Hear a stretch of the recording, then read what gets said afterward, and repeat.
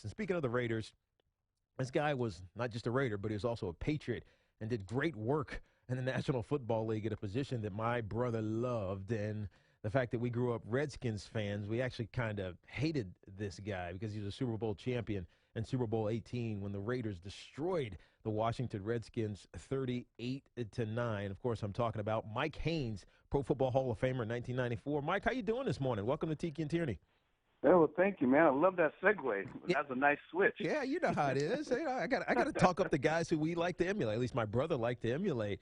You had a heck of a career, and I was looking back through it. What happened in 1983? Did you spend half your career season in New England and then the end of it in Los Angeles?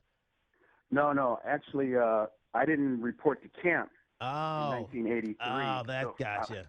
yeah, I was having contract issues, and I had asked to be traded, and Patriots were trying to trade me, and the Raiders were the only team interested in me in the whole National Football League. It was kind of crazy making the Pro Bowl every year. I was going to say, how was that possible? Every year except 81, you made the Pro Bowl leading up to that point. Yeah, at the time, I think the owners had gotten together and said, "Hey, let's keep all of our good players, and when our good players come up, don't bid for them. Don't let's just keep it on the down low, Yeah, no movement is allowed. I mean, how crazy is how different it is nowadays with free agency and these guys making ridiculous sums of money for moving around. Don't even remind me. Oh my gosh! Yesterday I saw what meth I was getting. I'm like, oh my gosh. These guys they'll make hundreds of millions, potentially over $100 million in their careers. When in my era, we were lucky to make a lot of guys never probably even made $1 million in a 10 or more career. Yeah, no, you're right. We're talking to Mike Haynes here on CBS Sports Radio, Hall of Famer, both outstanding player for the Patriots and for the Raiders. Formed one of the great duos in the secondary with Lester Hayes when he was with the Raiders. When you think about your latter team, the Raiders, they are in, I don't want to say turmoil, but location turmoil. Can you see them moving? Can you see them being anywhere else other than California? Well, of course, I'd love to see them stay in California. That's one of the things I think all Raider fans would like to see is they would stay. But if they left California, one of the places that's been talked about is like Las Vegas. I could actually see that happening. I could actually visualize that happening. It makes a lot of sense when you think about it, especially the Raiders have a huge fan base, and a lot of the teams do actually around the NFL outside the U.S., and you could imagine, Asia, Europe, Mexico, places like that, Canada, where people will want to go and see an NFL game. At the same time, they'll be in Las Vegas, with the lure of just normal Las Vegas with the shows and the gambling and the fun. I think everybody thinks of entertainment and fun when they think about Las Vegas. So I could see that happening there, and I think it'd be great for Raider fans, at least the ones in California, talking about Oakland, L.A., San Diego. So a quick, less than an hour plane flight to Las Vegas. Yeah, and I'm wondering, are you a fan of the internationalization of the NFL? I mean, we talk about the money, and that's really the reason why you would want to do it, playing a game in Mexico City, playing games in London. Are you a fan of that? Oh, absolutely. I think we need to grow our sport.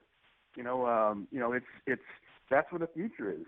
One, you want to encourage kids to play, and you don't want the only 32 teams and that's it. You'd love to see what happened in soccer happening in our sport, in American football. So yeah, I'm totally in favor of it. Yeah, and I think so as well, especially because when you look at the growth, the revenue potential, if you can get hundreds of millions of people who are international to like the game, it's a win-win for everybody involved and everybody else that surrounds the game of football. I'm talking about media and merchandising and everything else. Mike Haynes here, Pro Football Hall of Famer, joining us here on Tiki and Tierney. Now, the Hall of Fame is this weekend, and there's a guy who's going in who I didn't know if he ever would. You played with him, Kevin Green, who was a force, one of those guys who put his ears back and made a difference defensively, but was always overlooked. What's it mean for him to get to this ultimate honor and join you with the Yellow Jacket? Well, Kevin is one of those guys that you scratch your head and try to figure out why hasn't he gotten in earlier. Like there's a lot of guys like that, out there even right now that you're wondering why haven't they gotten in. He had definitely a Hall of Fame career, and he deserves to be in. And I'm happy that he's finally in, and maybe he will actually, be an example to other guys out there, like one of my old teammates, Lester Hayes and Jim Plunkett, and my old coach Tom Flores. Yeah. People like that. That there is hope. There is hope, and don't give up. It might happen, but the game is changing and evolving at a different pace. And like Cliff Branch, I mean, here he is. In my era, he was a threat. Every defensive back was not looking forward to going against Cliff Branch unless it was Dave Brown of Seattle. Somehow he used to do really well against Cliff. But why isn't he in? Well, He only has 300 and something pass receptions, and you compare that to a guy like Jerry Rice who has 1,000 or more than 1,000. You're just, the numbers just do not compute. But the game has changed. The game has changed, and I think that the voters need to take into consideration what the game was like and who were the great players in each era. And I know it's not easy. I do a Hall of Fame show with Joe Horgan and Howard Balzer, and this is one of the things that we talk about all the time on Sirius Radio. Like, why shouldn't a guy go in, and how difficult is it to get a guy in? And it is not easy. Yeah, no. Only a few are going to go in every year. No, you're right, and I misstated that. You guys were in Los Angeles together. He was with the Rams. You were with the Raiders. But do you think there should be more guys let in every year? It's only 5. And when you think about that, if 5 guys with all of the greats, the ones that you talked about, your teammates from the Raiders that feel like they have no chance, and they definitely should be there. They need to expand it, make it 10, so that more deserving players can get in. I would like to see it expanded, and for a lot of reasons. Even as you were saying, to 10 would be a good number, but there's a lot of other positions. Like we just finally got a punter in the Hall of Fame. That's one. I feel like every position that can get a vote to go to the Pro Bowl should be a position that could also be voted into the Pro Football Hall of Fame. Well, we have head coaches that can go to the Hall of Fame, but no assistant coaches can go to the Hall of Fame. That's a good point. That's a really good point. So some of the greatest players in the National Football League have been coached by some of the greatest coaches ever of all time, and they have developed quarterbacks and receivers and defensive backs and linemen. Their names never come up because they're not head coaches. Yeah, no, I agree with you. I don't think that's fair. No, I agree with you. Think about Bruce Arians. If Bruce Arians hadn't got a chance because of Chuck Pagano's illness, one of the great coaches of the modern era, we wouldn't even have this conversation about him. Now the conversation will be put there with his 2 Coach of the Year awards. We're talking to Mike Haynes here, Pro Football Hall of Famer, but also, most importantly, a cancer survivor. Tell us what you're doing with the Urology Care Foundation and how important continued health care is, especially for athletes. Well, I actually found out I had prostate cancer. It all started with a conversation at the Pro Football Hall of Fame, where the NFL's Player Care Foundation and the American Urological Association Foundation, called Urology Care, they partnered to do screenings for players, and they launched that at the Hall of Fame. And so I went over to the screening, and that's when I had a conversation with the doctor there, and he started talking to me about all these stats that 1 in 7 men would get prostate cancer in their lifetime, and they're African-American, 1 in 5.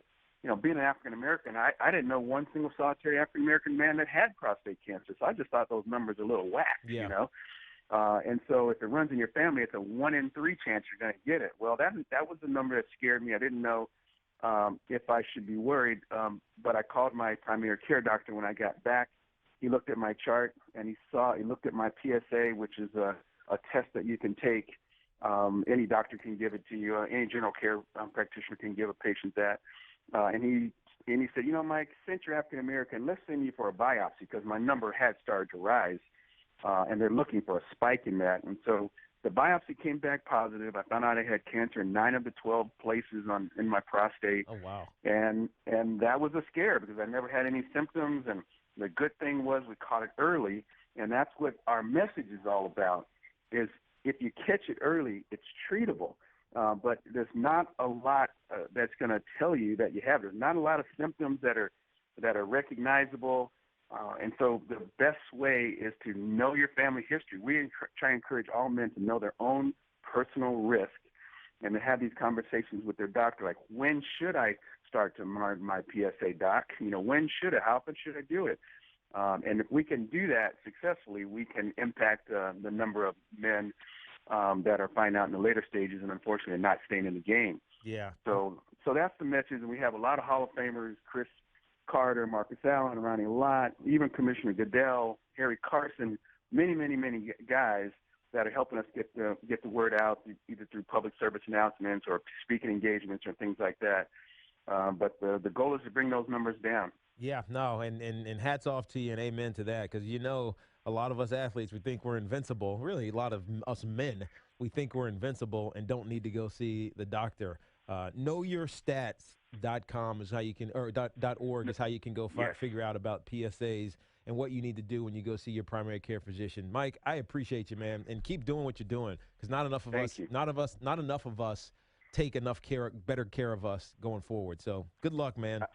Thank you, man. I appreciate you giving me a chance to get the word out. I appreciate it. My pleasure. Knowyourstats.org. That's Mike Haynes, Hall of Famer, who's joining us here on CBS Sports Radio.